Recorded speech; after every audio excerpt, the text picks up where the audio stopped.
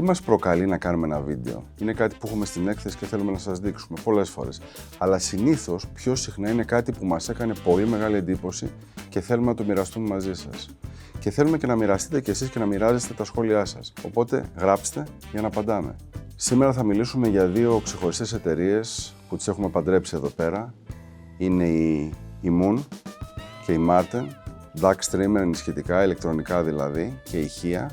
Θα πούμε δύο κουβέντες για αυτές τις δύο εταιρείες που θα μπορούσαν να είναι περίπου και μία, γιατί η φιλοσοφία τους είναι πολύ ταυτόσιμη. Και η φιλοσοφία αυτών των δύο εταιρεών είναι το κυνήγι της τελειότητας, το κυνήγι της απόλυτης πιστότητας.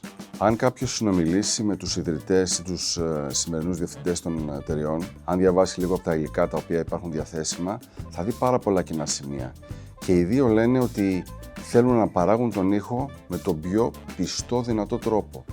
Και οι δύο χρησιμοποιούν κορυφαία ποιότητα και κορυφαία υλικά. Και θα τολμήσω να πω ότι και σε ό,τι αφορά την Moon αλλά και σε ό,τι αφορά τη Marten, ο ήχος που ακούω, ο ήχος που αναπαράγει το ηχείο αυτό, είναι ίσως ο πιο high-end ήχος που έχω ακούσει στη ζωή μου, και αυτό φυσικά ισχύει για όλη την γάμα της Marten, και με τη λέξη high-end εδώ εννοώ ο πιο πιστός στην πηγή. Δηλαδή ακούω πραγματικά τι έχει ηχογραφηθεί, και γι' αυτό ακούω και πολύ μεγάλες διαφορές από κομμάτι σε κομμάτι, από δίσκο σε δίσκο, από ηχογράφηση σε ηχογράφηση. Το ηχείο αυτό, όπως και τα ηλεκτρονικά μας, δεν έχουν σκοπό να ομορφύνουν κάτι. Έχουν σκοπό να μας δώσουν ακριβώς αυτό που έχει ηχογραφηθεί. Και αυτό πολλές φορές είναι μαγικό.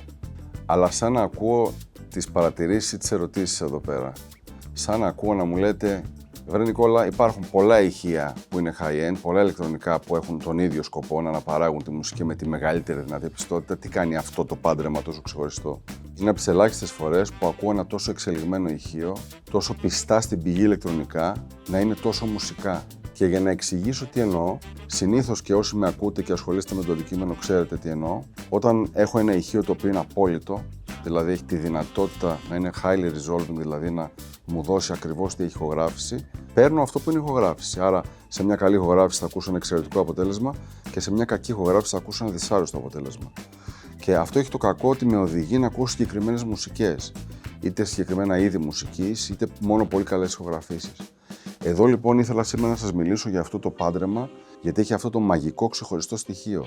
Ενώ είναι τόσο διάφανο, τόσο πιστό, ταυτόχρονα απίστευτα μουσικό. Δηλαδή μπορεί να ακούσεις ηχογραφήσεις του 70 ή του 80, κακές ηχογραφήσεις, και προφανώς δεν ακούγονται όπως οι καλές ηχογραφήσεις, αλλά δεν είναι ποτέ δυσάρεστες. Το δεύτερο χαρακτηριστικό που εγώ ψάχνω πάντα σε ένα καλό ηχείο, και βέβαια με τα συνοδά εδώ πέρα, είναι ένα ηχείο το οποίο να μπορεί να παίξει εξίσου καλά σε πολύ χαμηλές εντάσεις. Να μην είμαι υποχρεωμένος να ανεβάσω πολύ δυνατά την ένταση για να ακούσω γεμάτα το ηχείο, να έχει το χαμηλό του ακόμα και σε πολύ χαμηλές εντάσεις. Γιατί βέβαια, όπως και εγώ και εσείς είμαι σίγουρος, στο σπίτι σας πολλές φορές ακούτε μουσική με κόσμο ή ακούτε μουσική κάνοντας κάτι άλλο, και θέλετε όμως να ακούτε την ποιότητα του ηχείου ακόμα και όταν η ένταση είναι πολύ χαμηλά. Εδώ το έχουμε αυτό.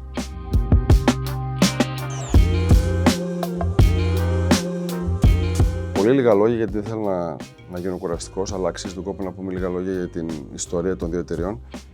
Η Marten είναι από τη Σουηδία, από τον Göteborg. Ιδρύθηκε το 1998. Το ηχείο για το οποίο σήμερα μιλάμε είναι το Parker Trio, και φανταστείτε είναι από τις entry-level σειρές της, γιατί τα ηχεία της Marten φτάνουν μέχρι τις 985.000 ευρώ.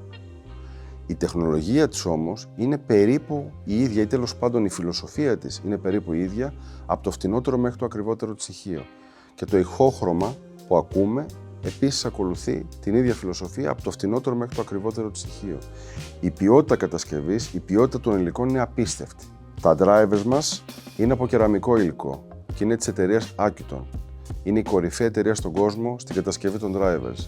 Η δυσκολία που το κεραμικό driver έχει είναι στο integration, δηλαδή στο πώς να κάνω 3 drivers να ακούγονται σαν ένα ηχείο, πώς να υλοποιήσω δηλαδή το crossover. Και εδώ πραγματικά οι Σουηδοί το έχουν πετύχει απίστευτα. Το άλλο πάρα πολύ εντυπωσιακό είναι ότι εδώ πρόκειται για ένα sealed enclosure, δηλαδή ένα ηχείο, όπως λέμε, σφραγισμένο.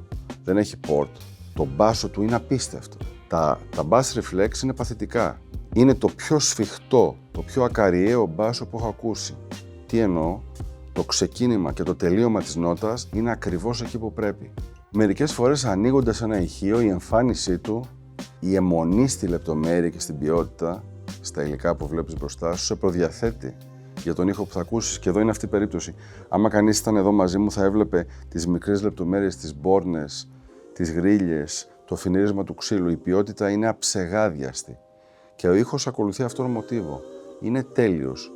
Είναι μια υλοποίηση που πραγματικά δεν έχω να πω τίποτα, δεν έχω να παρατηρήσω τίποτα.